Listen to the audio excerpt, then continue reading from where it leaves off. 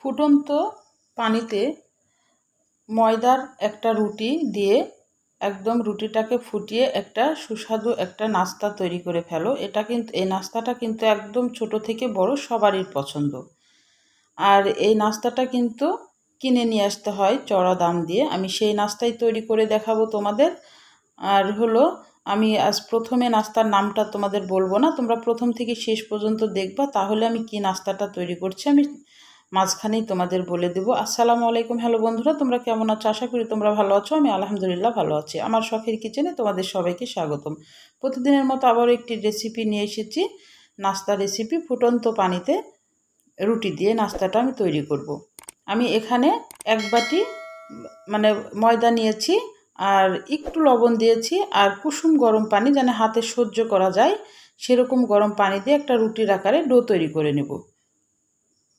রুটি যেভাবে তৈরি করে সেভাবে আমি ডোটা তৈরি করে নেব।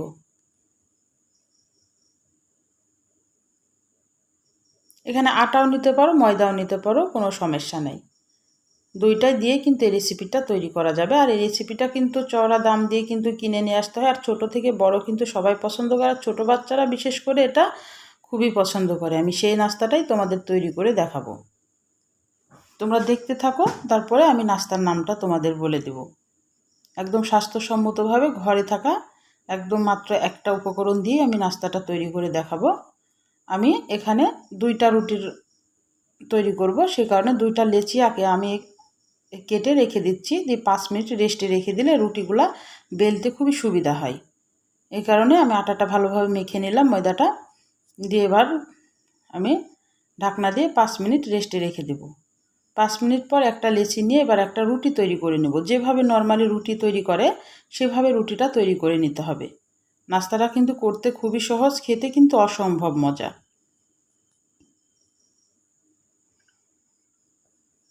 বাচ্চাদের টিফিনেও কিন্তু দেওয়া যাবে। আবার রাত্রে যদি খাবারের জন্যে রাত্রে হয়তো বা রুটি প্রতিদিন ভালো লাগছে না, এভাবে কিন্তু নাস্তাটা তৈরি করে খাওয়া যাবে।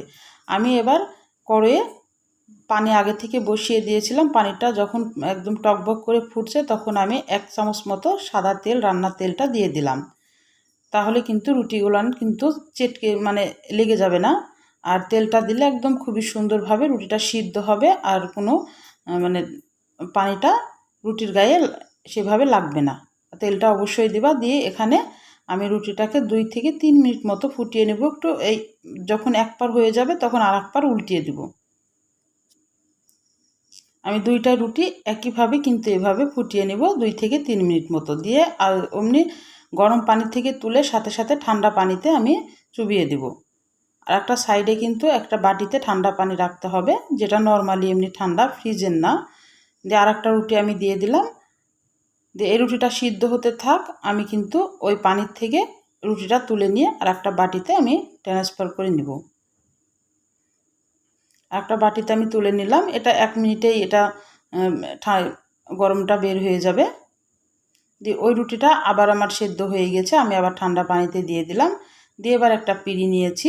পিঁড়িতে এবার আমি একটা রুটি বিছিয়ে ধুয়ে এবার কাটারি হোক বা চাকু হোক বা ছুরি হোক, যেটাই হোক না কেন, এখন চিকন চিকন করে নুডলসের আকারে এটাকে কেটে নিতে হবে।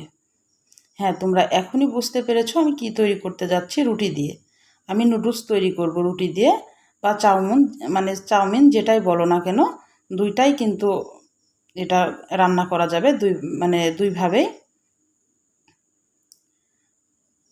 আর এই নুডলস তো ছোটোদের খুবই পছন্দ, বড়দেরও পছন্দ।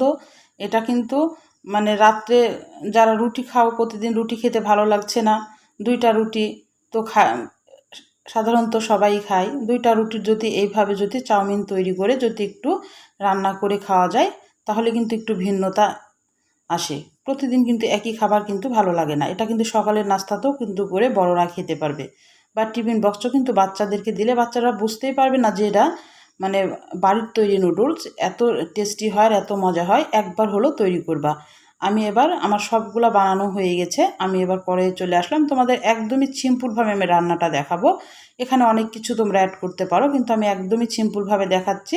আমি নুডলসটা তৈরি করাটাই আমার মেন, আমি তবুও একটু রান্নাটা তোমাদের দেখাচ্ছি। আমি এখানে পেঁয়াজ কুচি আর মরিচ কুচি দিয়ে দিলাম, আর তেল দিয়েছি আগে থেকে। দিয়ে এবার ভালোভাবে এটাকে একটু ভেজে নিতে হবে। আমি একদমই সিম্পলভাবে রান্না করব। তোমরা কিন্তু চাউমিন যেভাবে রান্না করে সেভাবে রান্না করতে পারো এটাকে, বা নুডলস যেভাবে রান্না করে সেটাও কিন্তু এভাবে রান্না করতে পারো। এখানে সস বা সবজি, মাংস তোমরা সব কিছু অ্যাড করতে পারো। আমি একদমই সিম্পলভাবে রান্নাটা দেখাচ্ছি। শুধু একটা ডিম দিয়ে আমি এবার ডিমটা দিয়ে এইভাবে নেড়ে চেড়ে আমি চাউমিনগুলো কিন্তু দিয়ে দিব। এটা কিন্তু চাউমিন আকারেও কিন্তু খাওয়া যাবে, যেহেতু একটু মোটা মোটা হয়েছে। চাউমিন কিন্তু একটু মোটা মোটাই হয়, আবার নুডলসও কিন্তু মোটা থাকে। এটা কিন্তু নুডলস হিসাবেও খাওয়া যাবে। আর একদমই নুডলসের মতোই লাগে, বিশ্বাস করো। মানে এটা বোঝাই যাবে না যে এটা আমি রুটি দিয়ে তৈরি করেছি। তোমরা একবার হলে তৈরি করবা, তোমাদের অনুরোধ থাকবে। দিয়ে তোমরা আমাকে একটা কমেন্ট করে জানাবা যে আসলে সত্যি কেমন হয়েছিল। এখানে আমি নুডলসের একটা মশলা দিয়ে দিলাম 1 প্যাকেট। এটা তো ঘরে সবারই থাকে, থাকলে কিন্তু এটা দিলে একদমই নুডলসের যে ফ্লেভার সেটাই পাবা। আর বোঝাই যাবে না যে এটা রুটি দিয়ে তৈরি করা হয়েছে। দিয়ে এটা কিছুক্ষণ একটু নেড়ে চেড়ে এটাকে এখন নেমে নিতে হবে। আমি বললাম এখানে কিন্তু তোমরা অনেক কিছু অ্যাড করে এটা সুস্বাদু করে আরও সুন্দর করে রান্নাটা তৈরি করতে পারো। আমি একটু সহজভাবে তোমাদের রান্নাটা দেখালাম। আর এটা কিন্তু অনেকগুলা করে কিন্তু পরিবারের অনেক, মানে সবাই মিলে কিন্তু এটা খেতে পারো, কেউ অপছন্দ করবে না। আর বাইরে থেকে কিন্তু নুডলস আর আনতেই চাইবে না, এটা যদি এভাবে এই নুডলসটা তৈরি করে রান্না করো। তাহলে আমার রান্নার যদি কোনো অংশই তোমাদের ভালো লাগে, প্লিজ আমার চ্যানেলটাকে সাবস্ক্রাইব করে দিও, একটা লাইক দিয়ে রান্নাটা দেখা শুরু করো, আর ছোট্ট একটা কমেন্ট করে জানাইও আমার রান্নাগুলো কেমন লাগে। পাশে থাকা বেল আইকনটা প্রেস করে দিও, আমি যখন এরকম নতুন রেসিপি তোমাদের মাঝে হাজির করবো তোমাদের কাছে আগের জন্য ভিডিওটা চলে যায়। তাহলে আজকের মতো বিদায় নিচ্ছি। আল্লাহ হাফেজ।